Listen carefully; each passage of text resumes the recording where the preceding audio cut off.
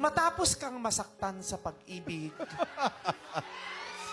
ito ba ang mukhang magpapanumbalik ng bubok ng iyong puso? Ito ba ang uri ng babae na maghihilom ng iyong sugat?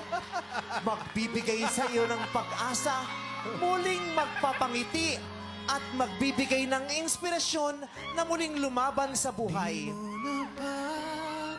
Anong gagawin mo kung sa isang saglit may makita kang babaeng nakatalikod? Lalapit ka unti-unti. Anong una mong sasabihin sa kanya? Huwag kang mangulangot, nasa TV ka sa launa.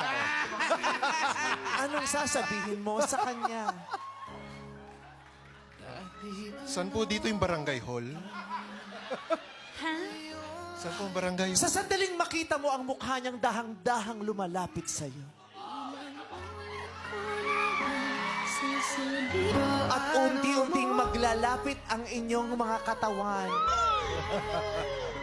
Hahawakan ng lalaki ang braso ng babae.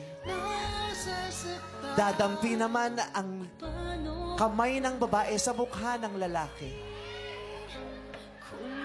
Unti-unti niyang ilalapit ito sa kanyang pisngi. Mukha sa mukha. Hindi iilag ang lalaki. At sasabihin ng babae, "Hello, how are you?" Anong sagot ng lalaki? Oras. Nakita ko na ho yung garbage disposal po ata. Hoy, grabe ka naman. Pumunta ka na nga doon.